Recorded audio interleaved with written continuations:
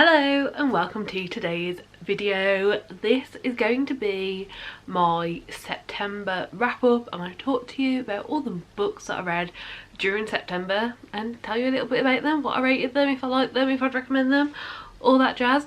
During September I read a total of 10 books and that was a total of 3,446 pages, so a fairly decent amount, slightly below what is my personal average this year, but still above my average from last year. So yeah, still a really decent amount, and I am really happy with how much I've read. And I feel like the books I've actually managed to read during September have been overall better for me as well. Like, I've rated a lot of them a lot higher, so yeah, I'm excited, I'm intrigued. I hope that the rest of my reading during this year goes as good as this month has. First book I read during the month was Take a Hint, Dani Brown, and this is the second book in the Brown sisters trilogy, I believe it is. I believe there's only 3 books, and I liked it, I enjoyed it. I gave it 3.5 stars, which for me personally, I've never found a romance that I've given more than 4 stars to. I'm gonna try, I really want to, but 3.5 stars for me is almost as good as like the top romance books I've read, so I am happy with that rating. I would say the second half of this book was really strong and I really enjoyed it, and I didn't find the third act breakup too annoying. Like, it's annoying because it's just unnecessary, but like, as far as books I've read with third act breakups, like, it wasn't too bad, it was understandable. I overall liked both of our characters. It was very wholesome, very easy to read, and I enjoyed the fake dating aspect. I didn't love the main characters' inner thoughts and interactions before they like got together. It just felt very objectifying, honestly. Like, it wasn't great. I didn't love that part. It was a very small amount of the book, but I definitely felt like if that hadn't been the case at the start, it probably would have got 4 stars rather than 3.5. But yeah, that was book number 1.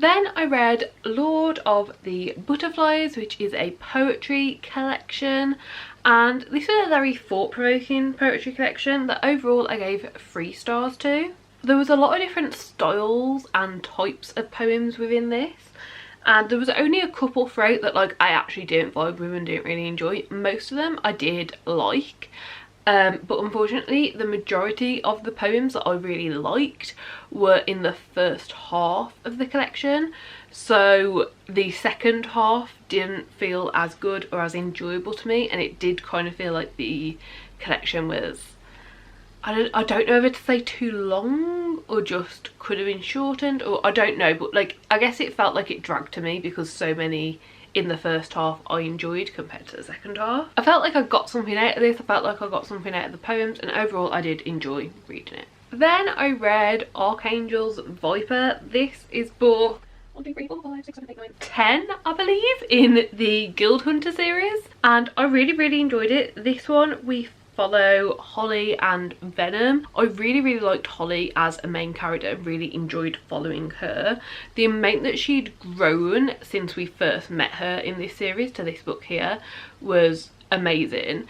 I do kind of wish we got to see a little bit of that on page because we haven't seen it in other books, her growth. Like, she just has grown by the time we get to this one, but the growth that we did get to see during this one was really nice to see. The relationship was also a really fun one, especially for this series. It was very banter filled and very like poking at each other in a way that you could tell even before things were getting serious or anything at all was happening with them, that they cared for each other and showed that they cared for each other through it. And I really enjoyed the like mini adventure we went on during the like latter part of this book, where a lot got revealed for the characters, but also a lot got revealed about questions that we still had from previous books as well. So it really nicely wrapped a lot of things up. And final like bonus happy thing for me in this one was like, it actually felt like a happy ending. A lot of these books, because it is part of a bigger series, even if we have like happiness, right, there's something big, there's something dramatic, there's something happening, but by the end of this it really did feel like we just got like a happy ending for once, and it was a really nice change of pace for this. Then I read a book called Knights of Obedience. I read this on the Kindle and I enjoyed it. It was good. I gave it 4 stars. So like it was good, I did enjoy it. Thinking back on it, I don't remember it very well. I think it was potentially, unfortunately, one that's not going to stick with me amazingly, but for the time I was reading it, I did really like it.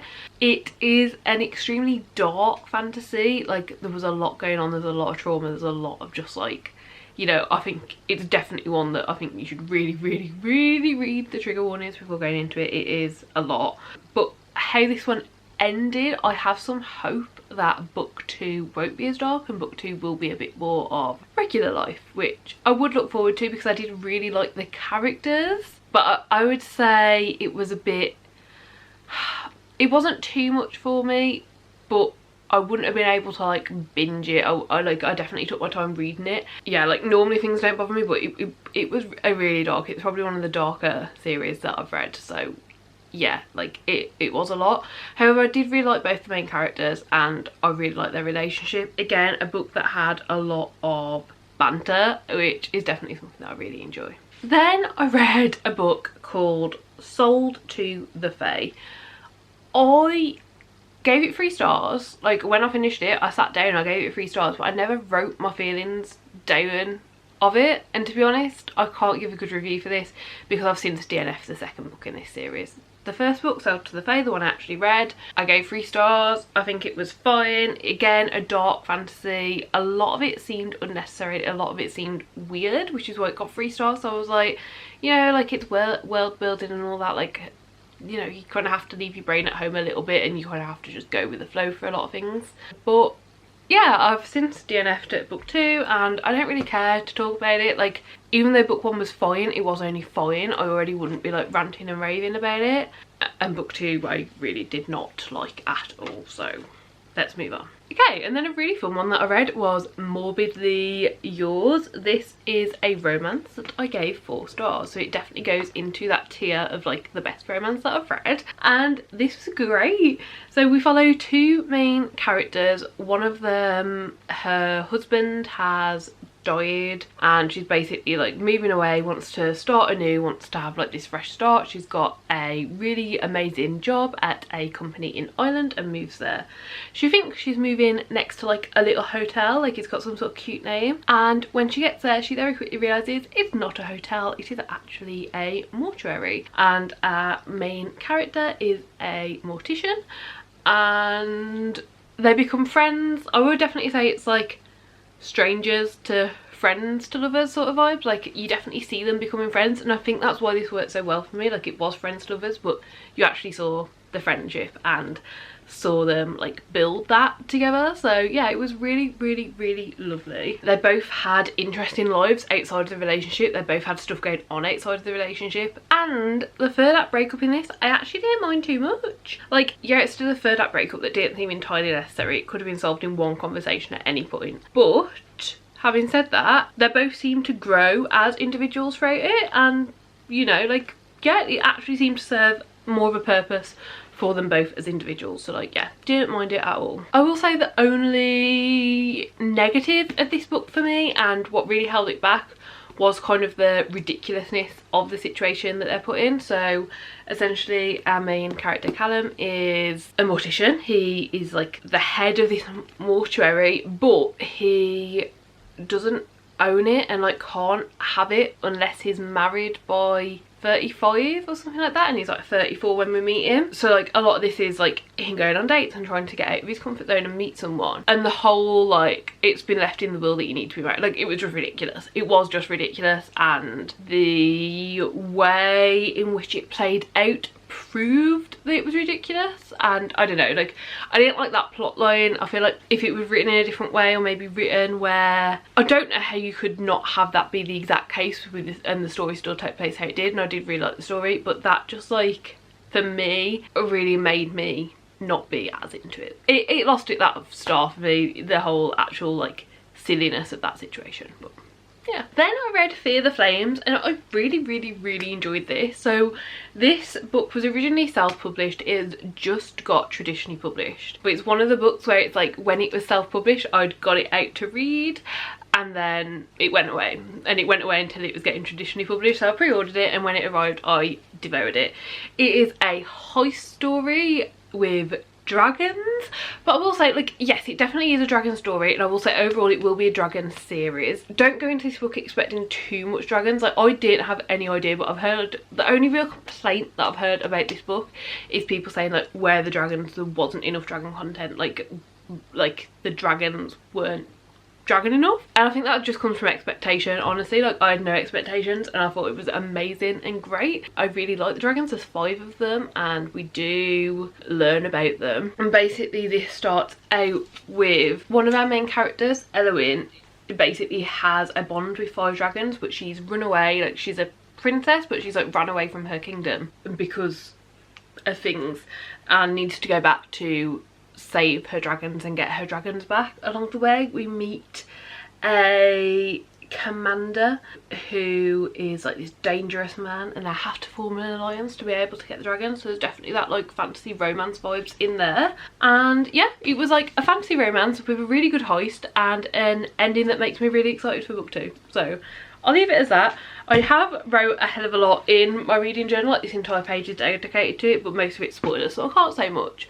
But it was a really good time. And I think if you enjoy fantasy romance and if you enjoy any sort of like fantasy heist book, like you could really enjoy it. I'm really impressed with it. Then I read The Spellshop, which is a very cozy fantasy, and I gave it 4 stars. I did really enjoy it, and I think if you enjoy cozy fantasy you will enjoy it. If you enjoy like legends and lattes, that sort of vibe, you will really enjoy this book. It was good. I had a great time reading it, and I think a lot of the reason for that is the characters were great. I don't think everyone will love the main character straight away. I do think she can come off a little sharp, but in fact she's just an introvert, so you know, she's a bookish introvert, and I feel like even if you don't warm up to her straight away, I do think it's worth sticking with it because I do think the characters are very likeable overall. We also have a sentient spider plant, we have other characters that are amazing, we have friendships, we have a sprinkle of romance. I will say, don't go into this expecting like a fantasy romance, it is very much a cozy fantasy, but I did like that the romantic interest also had like his own life going on and his own things. He wasn't there just for the romance plot of the story, like he had his own things going on as well. And yeah, overall it's a cozy fun time with spells and jam making and plants and friendship, and I would highly recommend it. Then I read Bookshops and Bonedust, which I'm giving 3.5 stars. I don't think this was bad in any way, but unfortunately for me this did not live up to Legends and Lattes. It didn't. I didn't think it was as good, unfortunately. I felt like the characters that were closest to Viv, our main character, who we know from Legends and Lattes, this is a prequel. The characters that were closest to her we did get to know quite well and got to really like understand them and who they were, but there was a lot of characters who were forgettable and were kind of mentioned relatively frequently, but we just never really got to know anything about them, and like they didn't feel fully fleshed as characters.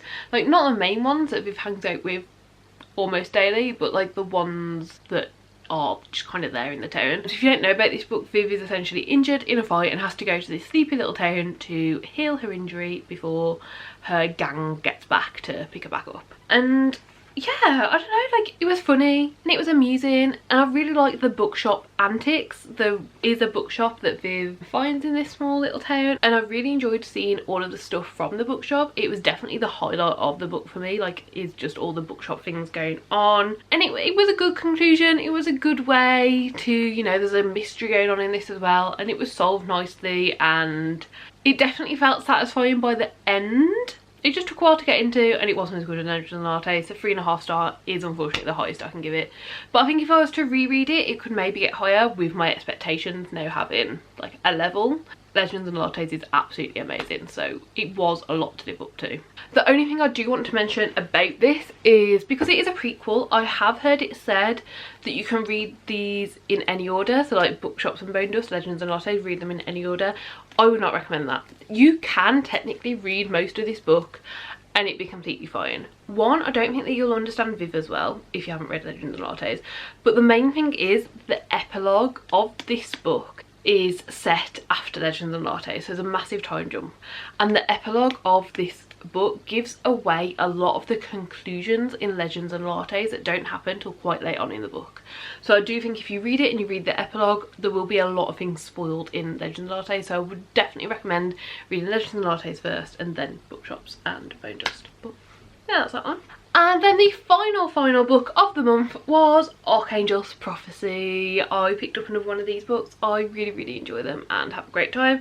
Unfortunately, this one was only 3 stars, which is kind of the lower end of what I give this series. I did enjoy it. I did have a good time reading it, but this one was another one that follows... I don't even know how much to say, because obviously like, this is book 11 by this point, so it follows... I'm gonna hope saying the names of who it follows isn't a spoiler. I don't think so, but there are quite a few like near brushes in previous books, so I guess if you don't want to know anything you can leave here, but like I'm going to try and say it without any spoilers, but if you do think like just saying the names of the characters we follow in the book is spoiler, then I probably can't do that. But in this book we do follow Elena and Raphael, and honestly I just find them really boring. We've had so many books from their perspective now, and they are definitely the perspective we see the most of. A lot of the other couples that we follow, like, we don't see them more than like twice, and yeah, they're just really boring. Like, their relationship's done and I don't really like it, and I just, yeah, I'm not really a fan of them, so it makes the book less enjoyable already. I will say I think I'm in the minority there. Most people really like them as main characters. I get bored. I don't think I can say anything else about this book without potential spoilers. In all of these books as a mystery, I will say the way the mystery happened was very fun. Yeah, I can't really say much more. It's book 11 in the series, but unfortunately it was only 3 stars, but I'm still going to continue on with the series. I've read the synopses. Well, not the synopsis, but like looked at the future books. I think there's still 5 books for me to catch up on that are out in this series, and I've looked at who they follow, and there are some in there that just based on who they follow I do think have 5-star potential. So still in the series I'm really excited for, but unfortunately this book just wasn't the one for me. And those are all the books that I read during September. That was my September reading month. Overall pretty decent, overall pretty high ratings, and I've come away feeling pretty positive. There were a few that weren't great, but none that were terrible. So yeah, that's it from me. I do really hope that you enjoyed the video. Please do give it a like if you did like it. Subscribe down below if you want to see more content like this, and hopefully I'll see you next time. Bye!